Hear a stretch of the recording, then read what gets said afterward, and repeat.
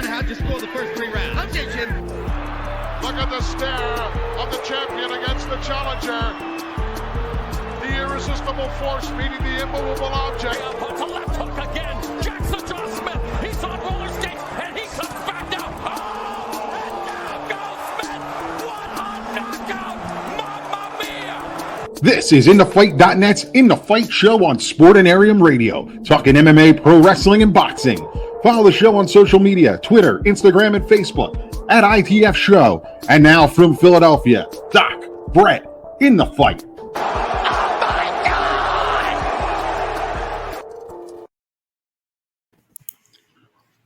It is Wednesday night, and you know what that means. This is InTheFight.net's In the Fight show on a Sportanarium Radio worldwide on the famous Sportanarium, sportanariumradio.com. And hopefully you're watching this on YouTube, Facebook, Twitter. If not, something's gone wrong and we screwed up this new streaming thing that we're doing. But it is what it is. We'll figure it out. Support those that support us. Michael's Glass Company, serving Philadelphia and the tri-state area since 1978. 215-338-3293. The Paul's Table, a modern Italian steakhouse, 7 East Lancaster Avenue in the heart of Ardmore. Reservations at thepaulstable.com. And yo, go buy a t-shirt, right? T-shirts on sale. TKO store, tkostore.com/collections/in-the-fight. We'll put this all out there. It'll be out there for people to find. I'm Mike. I'm joined, as always, by Brett. What is happening? Not much. Before we get into everything, did you see that our favorite restaurant, the Paul's Table, had a special guest dine there? I did see that. Congratulations to the Paul's Table for dining with my very good friend, Mr. Charles Barkley. Chuck was there. We're on a personal first name basis. Chuck and I invited him to my wedding. He said no. He doesn't do weddings. He doesn't do funerals. That's what he told me. But we shared many drinks, and he is a fan of Ric Flair. That much I know. Well, and the Paul's Table. Yeah, Lancaster Avenue in Ardmore. Most importantly, yeah. So shout outs to good old Chuck, Sir Charles. But yeah, I saw that. I wanted to mention that. Yeah, always great that they're doing great. They're killing it. They're killing it, and we appreciate that. We're excited for that. Let's go through things here. We're going to do a little bit of a rundown here. We're going to call this the walkout, kind of what we're doing this week. So 3 up, 3 down, UFC Vegas. UFC had a big weekend. Bellator had a big weekend. We're going to talk UFC 265, some changes to that card. We still have some Olympic stuff going on, so there may or may not be some trending up, trending down there, where we'll get more Olympic conversation. Probably the most Olympic conversation we're going to have for the next 4 years. Probably, unless we talk about the luge in 1.5. I am a fan of the luge. As am I. The skeleton, did they put that in the Winter Olympic Games? Yeah, that's head first. Head first, yeah. I think they should do the skeleton in the Summer Games. You know what? You know what they're missing out on here? What? They have to create their own devil's backbone for the Summer Olympic Games and do rollerblading. Well, if Cincinnati is ever the host city, they'll do it. Exactly, but they can do it anywhere. It's Japan. There's mountains. But it's not Devil's Backbone. Yeah, but you just finish it up with Devil's Backbone. You just call it Devil's Backbone. No, Devil's Backbone exists only in Cincinnati in its strange way with numerous streets and up and down ramps and whatever. Yeah, it makes no sense whatsoever, but that's neither here nor there. We need someone from Cincinnati to tell us if Devil's Backbone is real. Actually, you know what? Don't tell us, because if it's not, I'm going to be really upset that it doesn't really exist. I don't think it does, so maybe we shouldn't ask for that question. We got MMA news and notes, some things coming around, and you threw this out there, and we threw it out on our social media at ITF Show everywhere. A what if in the world of professional wrestling? And boy, did everybody come out and they started commenting. So we got that going on too. Excellent. Let's kick it off with UFC Vegas 33. That's the official, unofficial title. We're doing our trending up, trending down, 3 up, 3 down. What do you got? Yeah. Well, so I used your rules. So you said that I can actually combine UFC and Bellator. And without this is MM. Come on. Yeah, exactly. So without question, this was one of the first weekends in a very long time, if perhaps ever, where I think Bellator stole the show. They had the more important show. My first up of my three up is AJ McKee, the winner of the main event of Bellator 263. I hated the movie, but, like the movie says, A Star is Born. Actually, I didn't watch it because I refused to watch Bradley Cooper movies. That's neither here nor there. Anyways. No. Because I know why. This is a shot. Yeah, this is a shot because he took a shot at me first. How did he take a shot at you? What did Bradley Cooper do to you? He took a shot at New York Giant fans. No, he didn't. Yes, he did. Okay, go ahead. So I don't need to give him any more money. The only movie I'll watch him in is the A-Team, which has to do with MMA because Quentin Rampage Jackson. You won't even go ahead and go back in the time machine and watch that movie. What the hell is it called now? Yeah, exactly, that movie. Yeah, the one where they're in Vegas, The Hangover. Oh, The Hangover. Well, that's. Come on, that's a classic. Anytime The Hangover's on, you got to watch them. Yeah, it brings back bad memories. Okay, moving on. Yeah, anyways, yeah. Hey, who won or any of the? Speaking of the Giants, or any of the Giants, your winners? Did anybody win the fight? No one won the fight, but that's something you should check out on our other podcast, The Goal Line Stand, at GL Stand Show, all social media. Every Football Friday and coming to Sportanarium Radio on September 3rd. Yes. You've taught me well, haven't you? Anyways, yes, AJ McKee, the winner of the Bellator Featherweight Grand Prix, A Star is Born, defeated Patricio Pitbull in about 2 minutes via, technically it was a submission, landed a beautiful left high kick.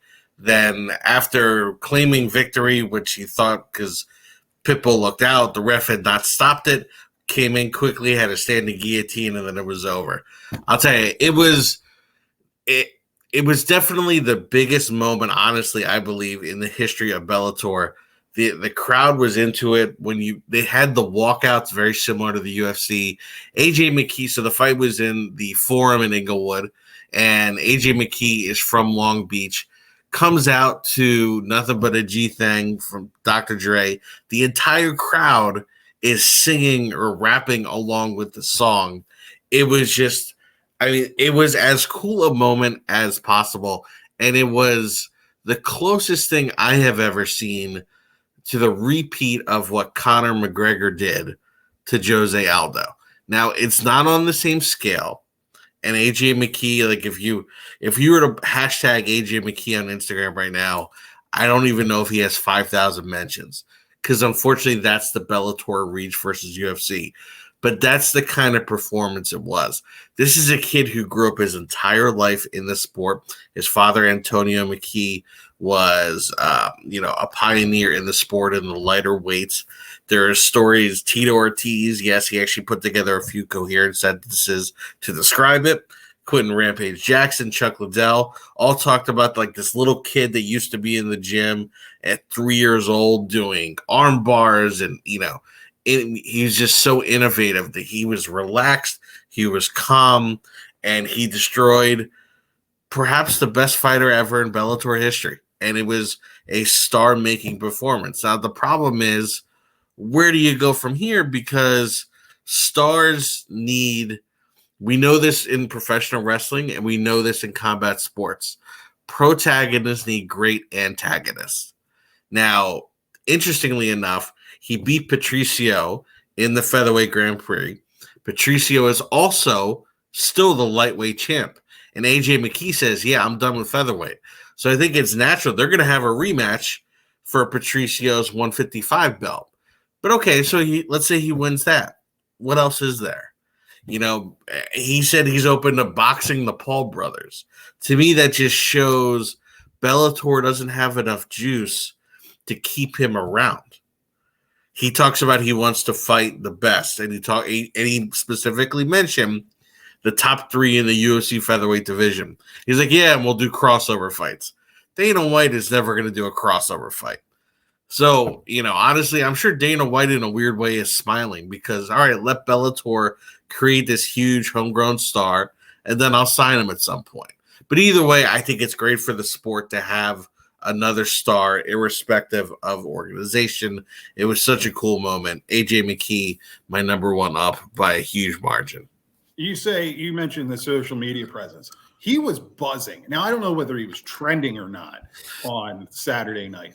But the story of Saturday night was him.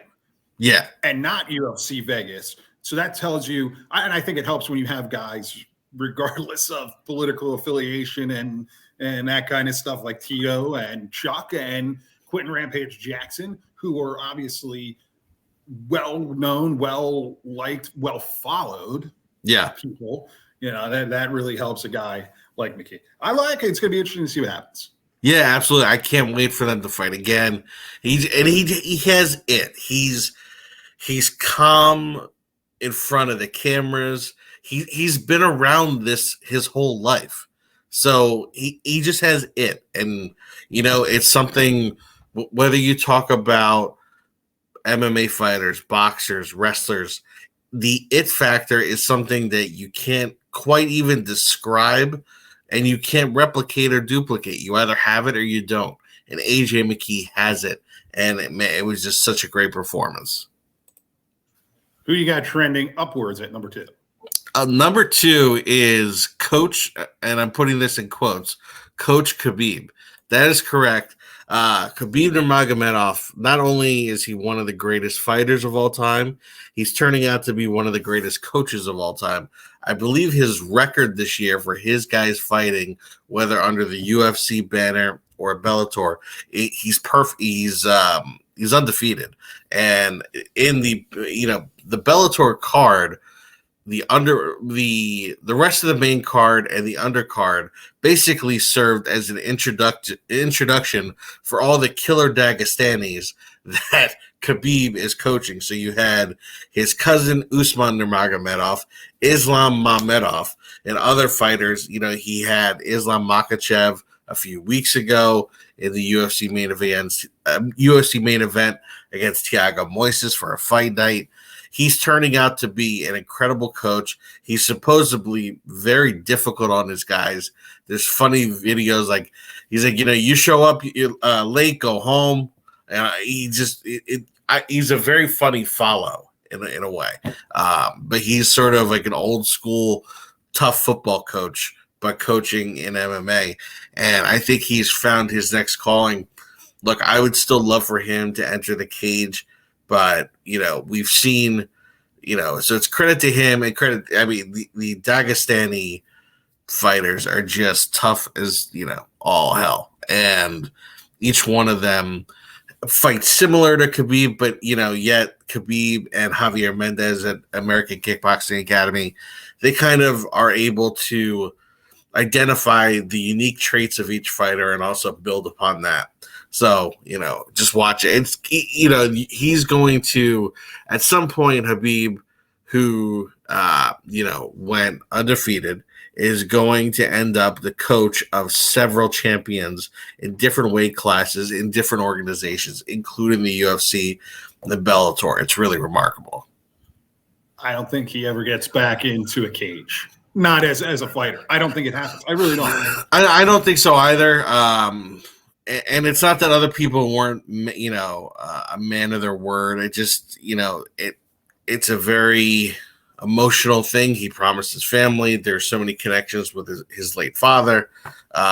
It's a shame because I think we were really starting to see the peak. I mean, he talks about that last fight with Justin Gaethje, how he went easy because, first off, he supposedly should have pulled out. He had so many injuries.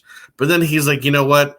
Justin Gaethje's parents were watching, so therefore I knew which submission to do because I didn't want to break his arm. I mean, he's really on that kind of level.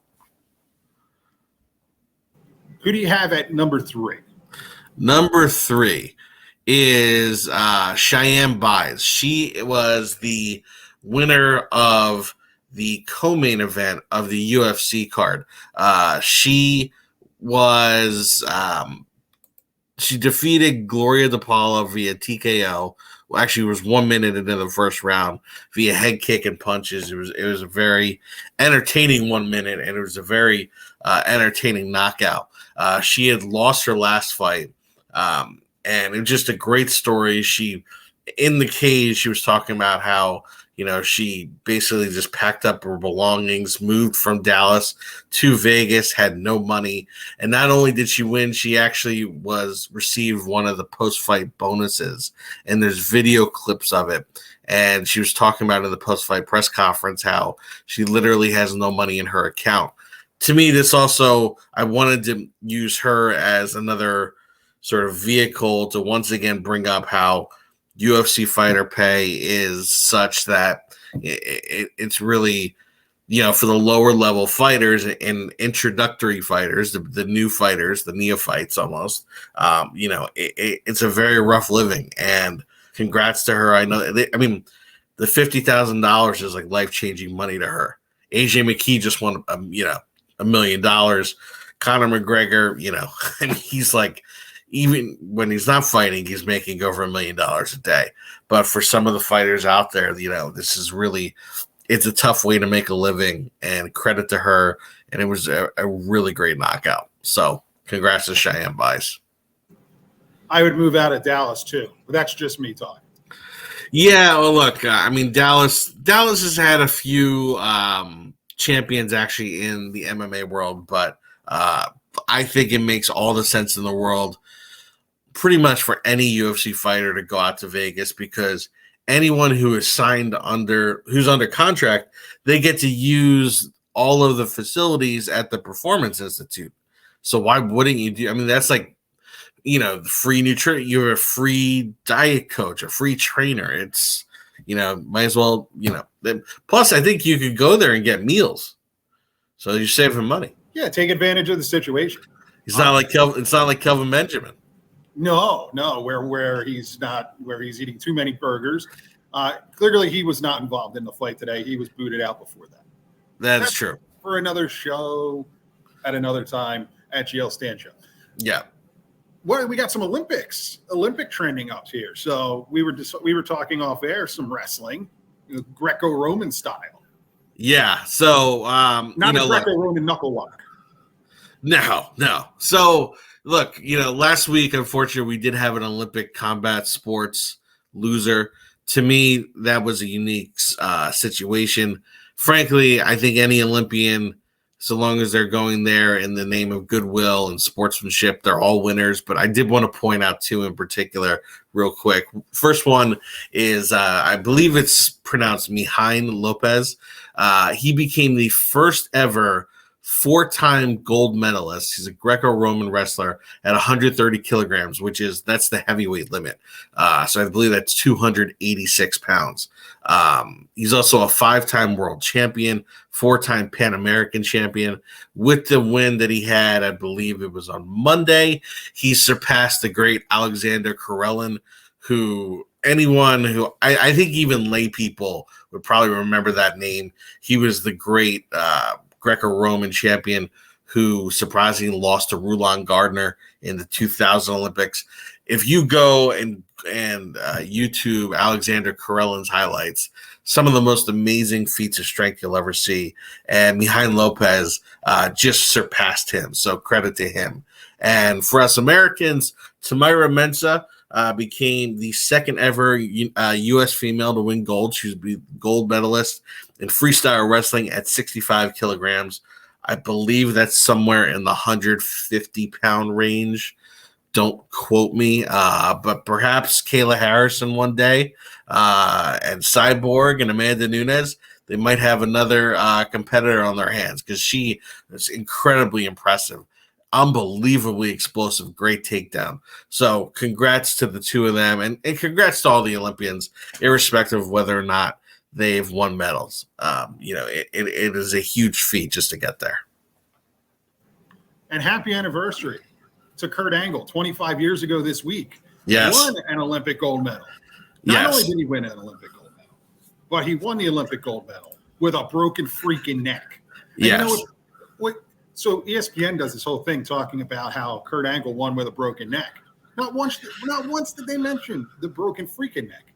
There's You no other didn't way. know. You didn't. Oh, so you didn't see what they did? No, well, I was reading it. I don't watch ESPN. Does it exist still? No. On Instagram, because of you and probably the thousand, upon thousands of our fellow In the Fight fans who said it's a broken freaking neck, they changed it. Oh, did they? They updated it to say broken freaking neck. Good, they should have, because that's how he did it, with a broken freaking neck. Absolutely. I actually watched that. I went back to watch that match. That was a brutal affair. Because plus when you know the injury he had, and I believe it was the Iranian kept grabbing his head and everything. But all he needed to do was say his father died, and the guy would have taken off real quick. 3. Oh, wow. Bam. Oh, man. It's a shoot. It is. Yes, it is. Threw me off my game here. Trending down. Yes. Trending down. Yeah. So trending down number 1. Wow. Yeah. Sorry about that, folks. Anyways, for 3 down, number 1 is Uriah Hall, who lost the main event of the UFC Fight Night against Sean Strickland. I wanted to fit Sean Strickland in there, but to me, the problem, and look, I guess it's almost very timely given all the discussion about mental health in sports. Uriah Hall is a really great guy and also champions the whole mental health awareness.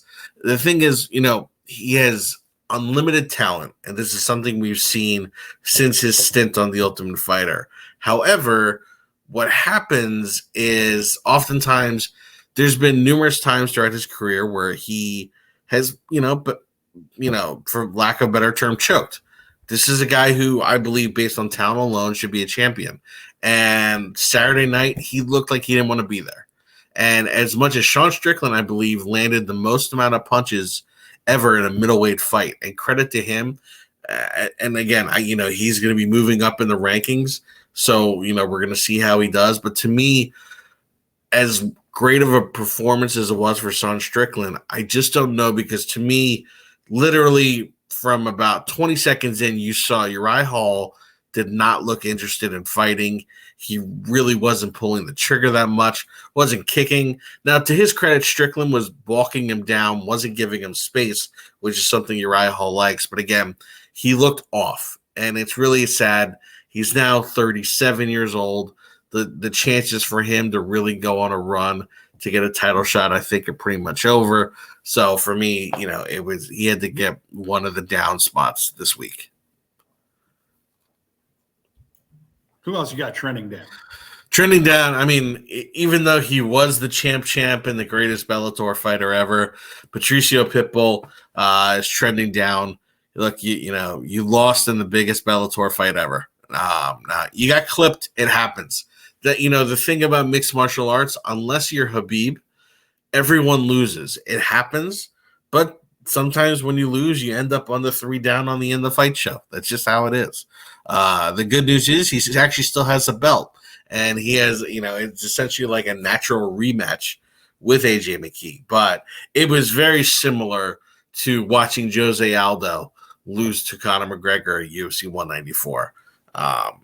So he ended up down, with a down vote.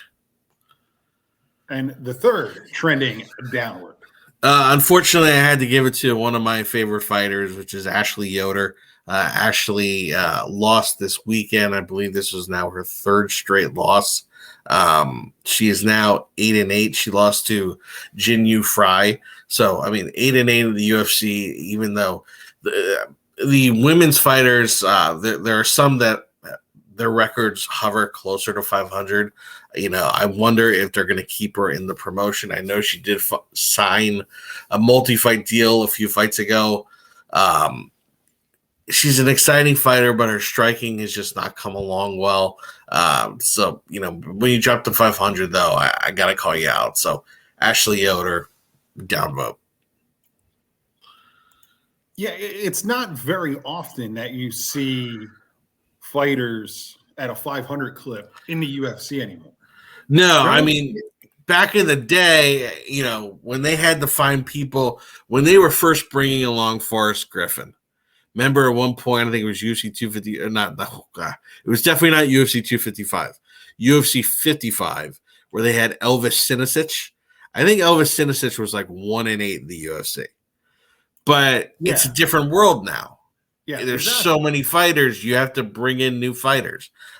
So, as much as I'm a big fan of Ashley Yoder's, that's why 3 down. They really need to. This is where UFC, they bring back the Ultimate Fighter and all that stuff. This is really need to find a way to go develop the female fight game. I don't know how it is. I don't know. Well, okay, so I think, and this is not meant in a sexist way, because I think, and Mike, I think you would agree with me. Anyone who has ever watched this show knows how much I enjoy women's MMA.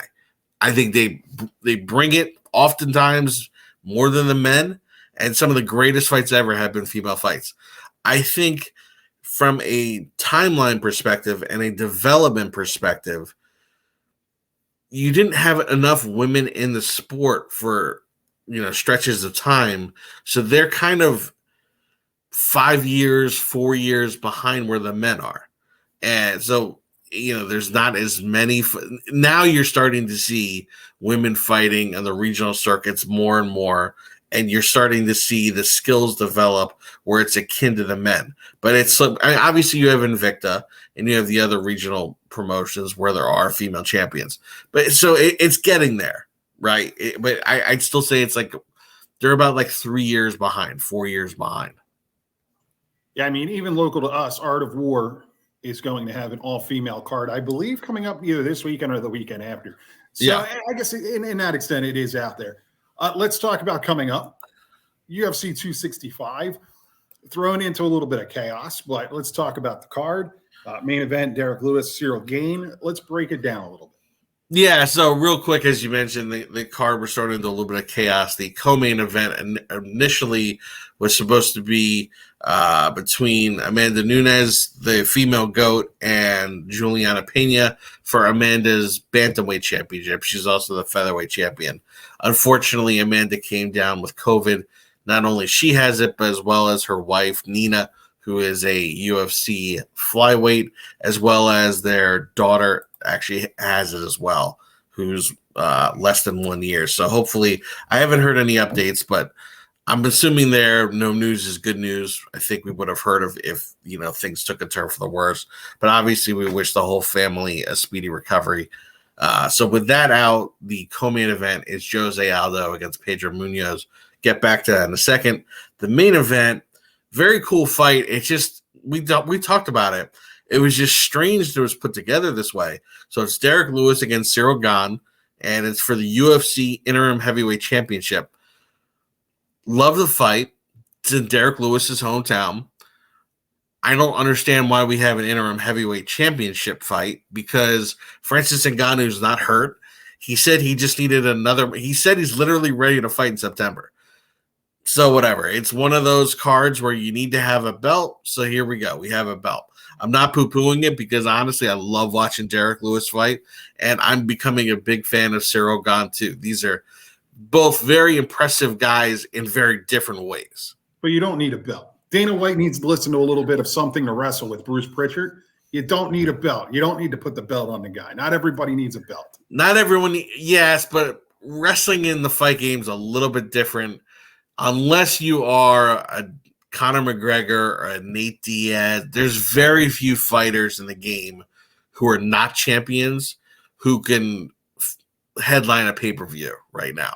So, but with that being said, it's a very unique matchup. You have Derek Lewis on one hand, who is just the quintessential brawler who, just has that power that,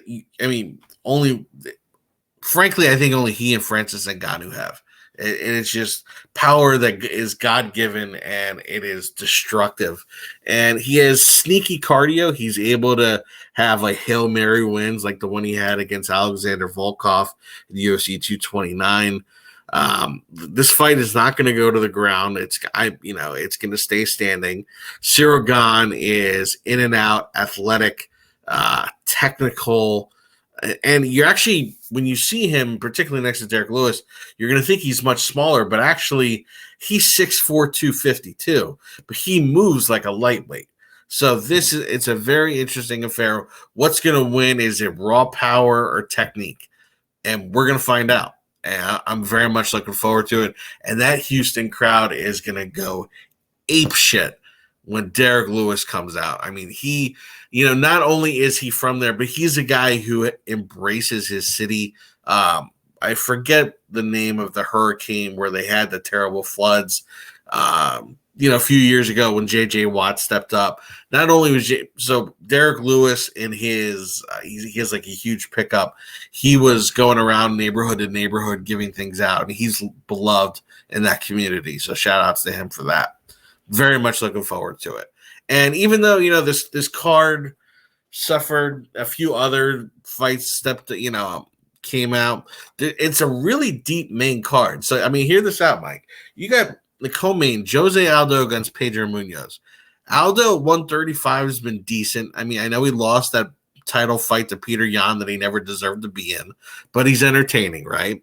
Against Pedro Munoz, who we've seen against Frankie Edgar can scrap. I mean, this is going to be, I think, a great stand-up affair between two Brazilians who are just going to kick the shit out of each other.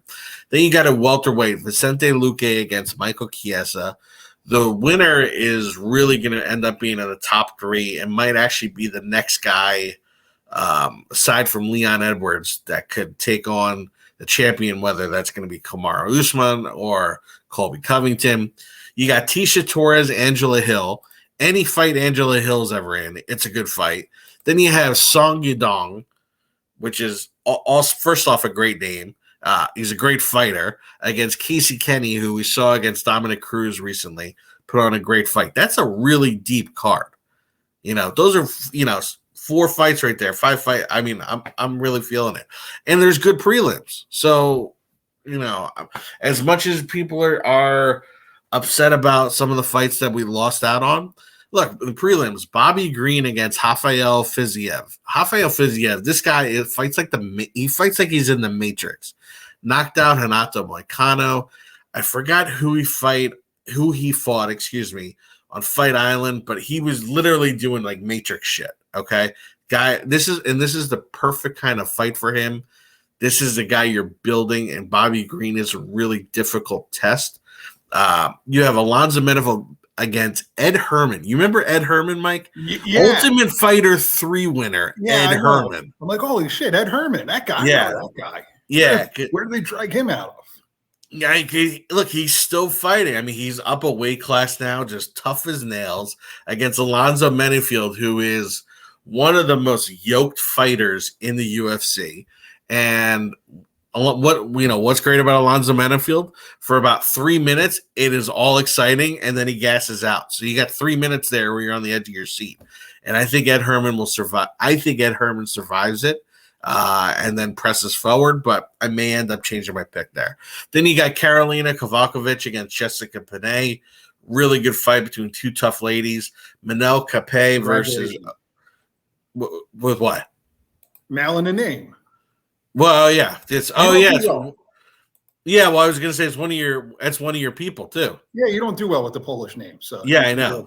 And then Manel vowels in this one though, so yeah, there is, yeah. She's very vowel heavy for a Polish last name, but nevertheless. And then Manel Kape against Ode Osborne, that's like a super fight to watch in terms of skill. If you're into people who are just very technical, so again, I think this is a great night, easily worth the money. You're gonna be in full audience. God knows how many people there are just going to be spreading that good old Delta variant. You're going to have Rogan and Cormier having fun, laughing. It's going to be a great night. I'm excited. It is going to be. I'm not excited about the fact that people are going to get COVID, but the rest of it I am. At this point, you have the opportunity to take something that would seriously prevent you from getting ill, not prevent you from getting it. but getting ill, right? 99.999% chance that you're not going to die, but that's neither here nor there.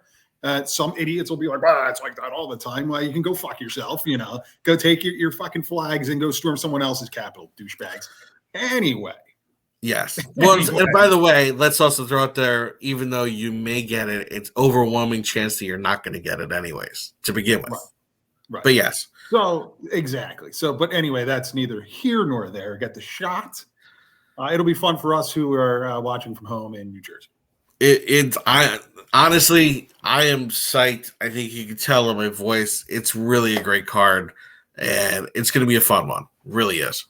Your picks, you're going to do the straight up picks coming out on our social media and the website. So inthefight.net, at ITF show, everywhere. Your picks will be out. We are going to be joined, speaking of picks, we are expanding our coverage of MMA gambling. We're bringing on an MMA sports betting analyst. Cody, follow him online at DProdigy. It's very simple. Letter D, Prodigy. That's on Twitter. He's going to be joining us. He's going to be starting on the web, and he's going to be joining us audio in this form here in about 2 weeks. Yep. Welcome to the family. Excellent addition. Looking forward to it. By the way, I'm just throwing out there my picks. I'm undefeated in my Bellator picks recently. I know you are undefeated. He's going to focus more on, and we've talked about this, but so the listeners know, there's so many props and parlays and all this crazy stuff. When you're watching MMA, daily fantasy MMA, all this crazy stuff, he's going to bring that element to it because, quite frankly, I don't know enough about it. No, and on top of it, it's a completely different analysis from just picking the fights. So I'm really glad that we're going to be able to bring that to the listeners. I'm going to be listening. I wouldn't mind making an extra buck, and I'm sure all of you wouldn't mind either. And after you make that extra buck, you can go to TKO Store, TKOstore.com, and buy an In the Fight Show shirt. If you're watching this and you're wondering, how do I get said shirt? Look down at the bottom on the little scroll. If you're listening, go to the show notes. It'll be there. You can buy it. Yeah, and by the way, if you're listening, I know we say TKO Store, and I'm not blaming Mike or anything. It's T as in TEEKO Store. Yeah, I do usually spell it out. Yeah, I know. I was just throwing it out. Yeah. KO Store.com. Yes. Before we get to the very popular wrestling topic that you threw out there, there's some MMA news and notes. So let's get to it. UFC 267 getting some fights. Looks like UFC 268 is eyeing the Garden. Let's talk about it. Yeah, so UFC 268, it was funny. I swear, I feel like every week, and credit to him, Brett Okamoto usually gets a lot of these scoops, but a lot of the guys, do from the various outlets. They always drop them at like 11 at night. I'm like, okay, that's whatever. But so UFC 267, which is going to be held out in Abu Dhabi. It is going to be headlined by Jan Blachowicz, Polish Power, Mike's boy, against Glover Teixeira. We also have Aljamain Sterling against Peter Yan, the rematch for the bantamweight belt. And now we have Islam Makhachev versus Rafael dos Anjos. This fight was supposed to happen previously.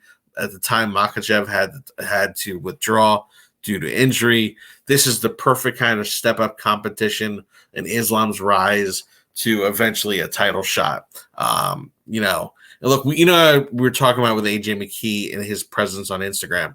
When you hashtag Islam Makhachev, he's well over 250,000 mentions. I mean, he is a star, one of the most famous, or he's now one of the most famous Muslim athletes in the world. So I think it's also great that they have him fighting in that corner of the world. Then you mentioned UFC 268. It is most likely, I think it's like about 90% chance now, it's going to be held in the Garden. They announced last week the main event will be Kamaru Usman against Colby Covington 2. A lot of bad blood there. And man, are they going to have a banger of a co-main event. Michael Chandler against Justin Gaethje. That is violence personified. I cannot wait for that fight. They really are going to load up that card. And honestly, I am really crossing my fingers that the COVID numbers go down because we live very close to New York. I definitely would love to attend that. either way, that is as good as a fight as you can get. Also, they mentioned they've announced Paulo Costa versus Marvin Vettori is going to headline the October 23rd fight night. That's another great fight between two former middleweight title contenders. Then former UFC bantamweight champ Cody Garbrandt is officially moving down to flyweight. He's going to take on Kai Kara France on December 11th. That is a very sneaky but difficult fight for him to enter the flyweight division. So I'm really interested to see how he handles the weight cut, the new division. Kai Kara France, who's a real tough guy, welcoming him to the division. So more great fights on the horizon, more stuff for us to talk about. The one thing you won't have to worry about at the Garden is potentially a super spreader event, because allegedly, apparently, if in New York now, starting in a couple of weeks, you're going to have to show proof of vaccination. They haven't been very clear as to whether or not that's going to pertain to sporting events, but I imagine it is going to. And look, we don't like talking about it. We wish we weren't talking about it. Yeah. But it unfortunately, it's the news. It's in the news cycle of what we talk about. So we got to talk about it. Look, we wish it never happened. Right. So, yeah. But so if numbers are better, if that's in place, Brett might be going. Brett will be our representative going there. I will be sleeping and watching it on DVR. Look, I'm just being honest with you here. All right. That's how it is. I'll probably be there with the hired gun then. The hired gun. We got to get the hired gun on for a triple threat show. We do. Free bird rules. It is true. Speaking of free birds, we're talking pro wrestling. Vince McMahon came out on the investor call and essentially said that AEW is not their competition. Everything's our competition, pal. Fair enough. To some extent, he is kind of correct. You mean Love It or Listed on HGTV is their competition? It's entertainment. It's more entertaining than Monday Night Raw. Yeah, sometimes. Do they still have the same two people? Yeah. I just wish they would change cities. Well, are they still in Canada? No, well, they're in Canada, but they're always doing the homes in Raleigh. They probably film it a season at a time. I don't know. Yeah. We can get into that whole thing because that whole shtick is set up. AEW has sold out Chicago. And when I mean they've sold out Chicago, they've sold out 4 shows in Chicago. Yeah. They sold out AEW Rampage, a show that has no card, nothing advertised for it. AEW Rampage, The First Dance, sold out 15 minutes. They didn't sell out the Rosemont Horizon. They didn't sell out the Now Center, which is on the University of Illinois Chicago campus where they used to have NWA events. The UIC Pavilion. The UIC Pavilion. So they didn't Starcade 87 and Halloween Havoc 90. So they didn't sell that out. I mean, they did. They sold that out for their other set of tapings and whatnot. They sold out the Madhouse on Madison, that stupid goal song from the Blackhawks, home of Michael Jordan. 15,000 people, 15 minutes. Tickets gone, but not competition. Yeah, well, congrats to AEW. It's great. Look, I'm hoping we are coming into another era of, I'm not going to say Monday Night Wars, of just competition, although it doesn't look like Vince McMahon is embracing that yet or recognizing it to the public. But it's time. The WWE has to step their game up, and they're having defections left and right, and it's not looking good. Well, I think what we're going to be coming into, go back to 1988, 1989, 1990. The world of professional wrestling was a lot different, right? Yeah. You had the WWF doing the WWF thing, Hulkamania running wild. But with WCW, the NWA, New Japan working together, All Japan, you had all these crazy things going on. AWA. You're going to have this wrestling renaissance in a different way. Don't compare it to the Monday Night War. Look, there's those of us who lived through it as fans, and it's never going to be repeated. It's just never going to be. This is something completely different, and I got to tell you, I'm enjoying it. I'm enjoying watching wrestling and seeing what may or may not happen. Yeah, absolutely. And look, I think right now, even though the WWE is suffering, and because the nice thing is that audiences right now are just hot because they're able to be there, and we're not in the Thunderdomes and everything else. So, but it as you said, it's going to be a great time of wrestling, and very much looking forward to it. And the best thing is it's great for the wrestlers and their ability to showcase their talents and earn a living. One of the things that I when I wrote the article on InTheFight.net, the reason this AEW in Chicago, the AEW Rampage sold out, is because of the rumors of CM Punk. Yep. Now, we can get to it a little bit further as we get closer, but Tony Khan needs to deliver on this. Now, it sounds like it's all but signed, sealed, and delivered, but if there's any chance that it doesn't happen, it's going to be an epic disaster. Probably because it's in Chicago, yeah. That could hurt the brand a little, maybe even more than we think, if they don't deliver that. If they don't deliver, I agree with you. There was the big surprise that became Christian Cage. What was that, 3 months ago or whatever, which is a great signing on its own. But the rumor and innuendo at the time was kind of like the rumor and innuendo at the time now, where you thought it could be Daniel Bryan or CM Punk or Brock Lesnar. It's not Brock Lesnar. And it wasn't. They have to deliver. It sounds like it's going to be signed. It sounds like it's already signed, sealed, and delivered, but you have to deliver. Yep, absolutely. You mentioned WWE, and we're going to get WWE has cut most recently Ric Flair. No, whatever. Ric Flair, 72 years old. He wants to get the hell out of there because the ship is sinking. WWE has cut Bray Wyatt. Yeah. This is, I don't know, man. Like, I don't know what the hell is going on there. Top talent is just getting cut. Friend of the show, Derek Perry, who ECPW alum, one half of the new Can-Am connection that never was, said that it's, they're not body guys. They're not the Vince McMahon guys. You look at the guys that have been cut or that have been walked away recently. They're not his guys. What's your take on that? What about Braun Strowman? That was kind of my argument, is that Braun, but he's not a good looking dude. And I'm like, fair enough. I could see the argument there. He doesn't look pretty. I don't know. Maybe if he shaved, he'd be more kissable. I don't know. And he did shave, actually. Okay. Well, I'm not evaluating his looks, but look, but he would have been perfect in the 80s as a guy to go up against Hogan. And look, Bray Wyatt, to his credit, over the years has gotten into great shape and has done everything that the company has asked, and has been one of the most innovative guys in terms of development of character.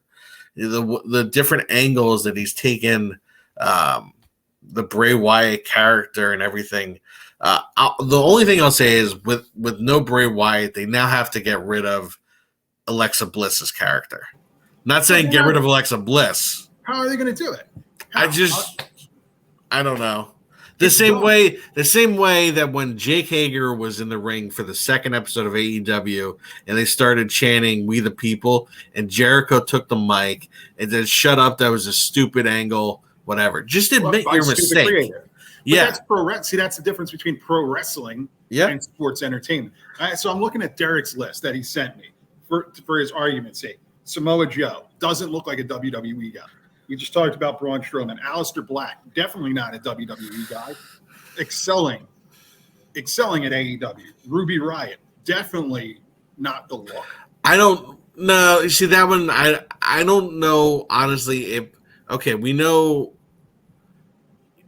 the women, I think that's a little different. I don't necessarily know if that's the case. The Ruby Riott thing made no sense. Here's the other thing. They're giving AEW talent to go, quote, to war with them. They're not. AEW is going to have some of the best wrestlers, pro wrestlers in the world, and they're going to go be able to face the other best pro wrestlers in the world. For the past 20 years, for the most part, the best wrestlers in the world were in the WWE. There are exceptions to the rule, but for the most part, they were there. If you wanted to go prove yourself, you had to go there. Now that's not the case. Yep. It's going to be interesting to see who the next guy is. That leads us into our big pro wrestling story for the week. Our big ask. You threw it out there. It was your idea, and I ran with it. So I put it on all social at ITF show. What ifs? What are some of the biggest what ifs in pro wrestling? Yeah, let's hear what the universe had to say.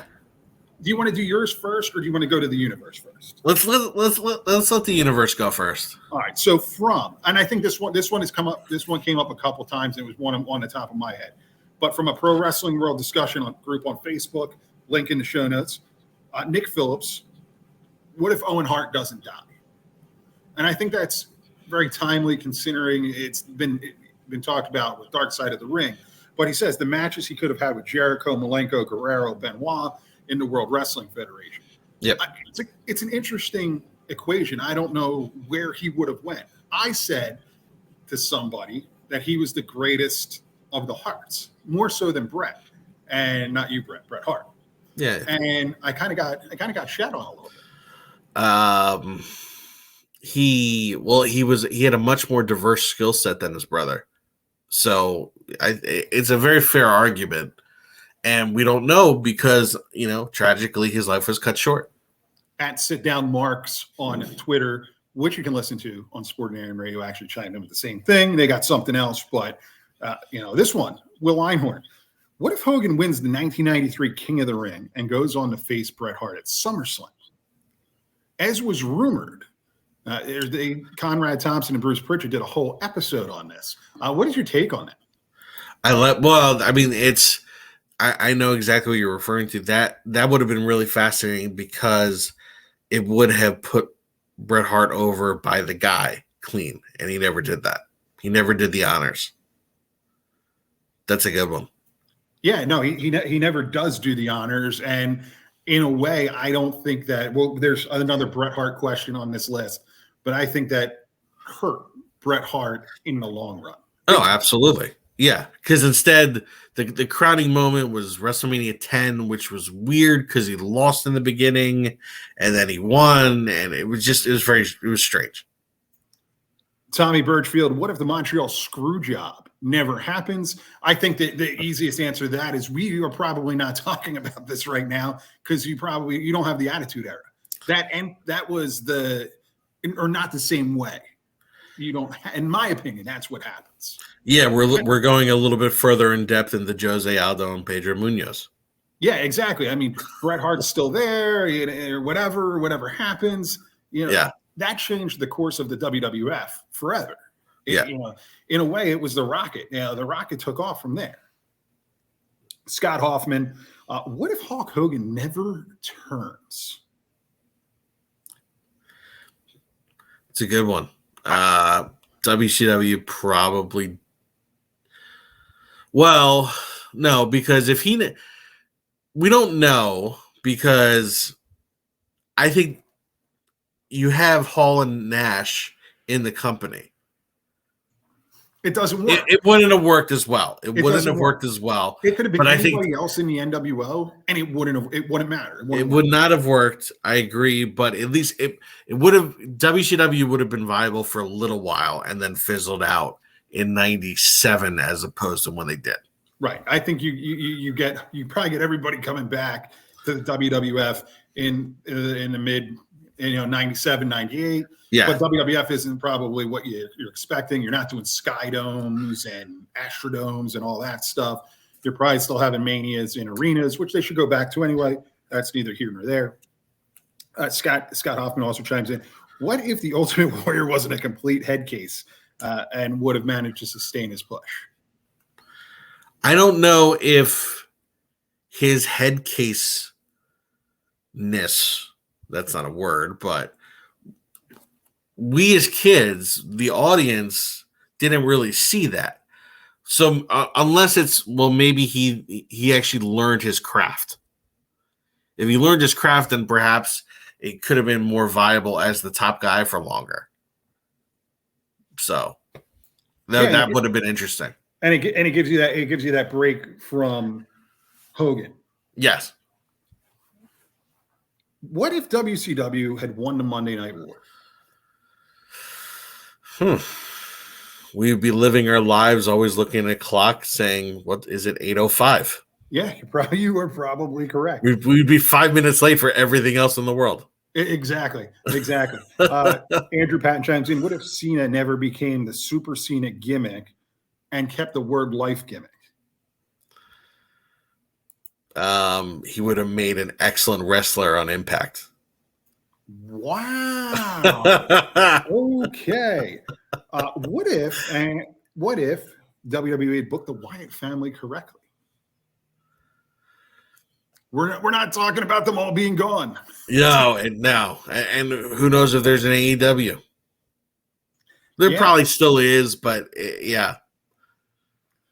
The People's Postman, Todd Van Rel chimes in. What if WCW had a super rich backer during the Attitude Era and their financial books were in order? I think he's trolling there a little bit because they had a financial backer. They were just idiots. Yes. Yeah, no, look, the WC, it wasn't Ted Turner's fault. No. At Sit Down Marks, what if Marty had thrown Sean through the barbershop window? I like that one. It's funny, as a kid, I remembered Marty more when they were in the AWA as a little kid. It wouldn't have worked because, unfortunately, I think they both had demons, but it appears that the demons, Marty had a tougher time fighting them. And I don't think he didn't have the it as much as Sean, even though he was a great worker. This one coming from King of Flood Style Adam. What if WWE was able to obtain the contracts of Hogan, Sting, Goldberg for the Invasion? I mean, they had them. What if those guys would have came over? Or what if they would have been willing to pay? How would that have changed it? I don't think they would have played ball. I don't think it would have been good. When they had like Survivor Series and that, then it's too many cooks in the kitchen. Yeah, I agree with you. It wouldn't make sense. Sportanarium WW. So at Sportanarium Worldwide, our favorite. I don't know if this was Tommy Bryce or not, but what if Triple H doesn't marry Stephanie legally? Really marry Stephanie, not in the Vegas thing.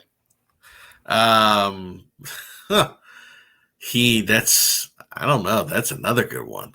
Wow. We could do a whole show on that. I think we're going to end up having to do a whole other show because, we haven't even gotten to ours yet. Yeah. So we're going overtime, Tommy Bryce. Don't worry about it. What if Sting, this is from at PBW Podcast, Pipe Bomb Wrestling Podcast. What if Sting would have left WCW in the early 90s? I think he could have been the guy. I mean, he could have maybe been the guy like a Bret Hart or the Shawn Michaels. I don't think so. So I think if you're talking Surfer Sting circa 1994, the blonde hair, that Sting. Yeah. He kind of goes the way of the Ultimate Warrior. He's there for a little bit and he was better on the mic, obviously. So that would have helped him. Now, there were always the rumors that he was going to talk to the WWF about coming in 98, 99. Yeah. As the Crow Sting, the Wolfpack Sting. Man, I mean, that would have been. Whew. Except he had nothing. Okay, what is he going to fight? The Authority? Not the Authority, the corporation. Well, it was perfect for where it was. It was Undertaker. Yeah, but the Crow, he was silent for a reason. Yeah, but if he was silent, you bring in that Wolfpack version, which I thought was great. I love the Wolfpack version. The Wolfpack Sting is one of my favorite Stings. Yeah. PBW Podcast has a couple more here. What if Brett doesn't get hurt by Goldberg? I think he ends up rides out the rest of the end of WCW, ends up back in WWE for a few last great matches. Yeah, I agree. I probably agree. He rides that whatever it is. He rides the wave how it should have been. It would have made more sense coming into the Invasion. You probably have him coming over because that's the kind of guy that he was. But yeah. Derek at Duke's Outpost. What if Vince went to jail? Linda and what's his name? Pat Patterson would have run it. That one's one we can go back to after Dark Side of the Ring comes back because they're going to do the whole thing on it. Yeah. This is a good one. What if Austin doesn't break his neck? I don't know that you have Stone Cold. You have Stone Cold the character, right? But it added speed to it. It added credibility. And he had to change the way that he worked. He went from being a great in-ring technician to a brawler. Yep. So I think that's definitely an interesting one. What if Sheiky Baby refused to drop the title to Hogan? That's how it's worded. What? Well, like I said, just say someone's father died, he would have left. What if Bret Hart willingly dropped the title in Montreal? What if the screw job never happens? Yeah, it's still it's the same one kind of, but it wouldn't have been the same. At WrestleSketcher Steve Signue, what if Brutus the Barber Beefcake won the World Heavyweight Championship? Yeah, that would have been a mistake. He's on some weird kick with the Barber. I don't know. I don't know what's going on. Wait, at what point? At what point though? I don't know. He's having weird conversations about Brutus the Barber Beefcake. I'm getting text messages about Brutus the Barber Beefcake through a third party. It's very strange. It's okay. Yeah, it's interesting. Yeah. Go to yours. I would like to hear. Okay. All right. Well, here are my main 5. First one. What if the Von Erich brothers never died? See, you're much more of a bigger Von Erich fan than I am. And I just think that WCCW would have – it probably fizzles out at some point. It probably I think it all comes to Jim Crockett Promotions at some point anyway. I think that was just a trend. Probably, but I mean, David would have been champion. And he was the reliable one.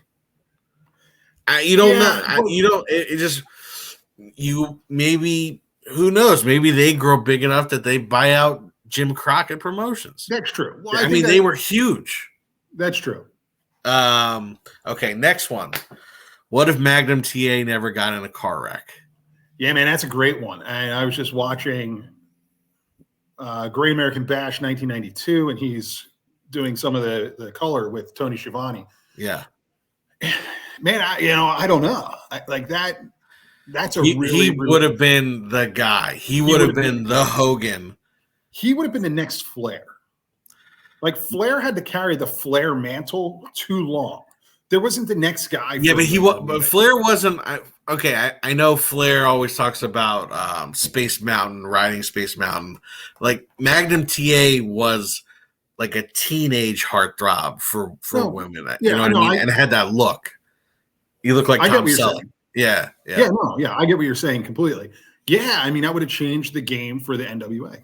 Yeah. Next one. What if Hogan never took the job for Rocky III? It's funny because that was one of mine. You don't have Hulkamania running wild. You just don't. No, you don't. You have Terry the Hulk Boulder. Wrestling is what it is. You don't have 93,000 plus. You just don't. Yeah. Next one. What if there was never the famous curtain call? I think that's kind of a lot like it's a lot like Stone Cold breaking his because and it's remember, a lot like Triple H was going to win the King of the Ring. Yeah. So does the Stone Cold run happen? Because you don't have Austin 316. You don't have the promo. Yeah, it's kind of like it changes the dynamic. Yeah. Now this last one's very interesting because it's kind of cross between all things in the fight show. What if Karl Gotch never went to Japan? Fair question. Yeah. That is a fair question, and that's going a little old school. We don't have Nobuhiko Takada in a diaper. Banging a gong. Missed opportunity for the Olympic Games. Yeah. Yeah. Those are, let's say I have about 20, but those are my top. Okay, 5. no, so good, because some of ours are going to be the same. What other ones do you have on there? No. So, I mean, you actually, one of them was the Jannetty one. Another one had to do with those are tough. I want to hear yours now. So mine was kind of goes back to what we talked about a couple weeks ago. What if WWE was smart enough to go Hogan, Flair, WrestleMania 8? Does it change the way that does it change the WWF business? Because it got weird there after for a while. Yeah. You had the two biggest stars of wrestling, not in title pictures. It was this odd time. Yeah. That's a good one. So my other what if was not what if Hogan didn't join in. What if Sting was the third man in the NWO?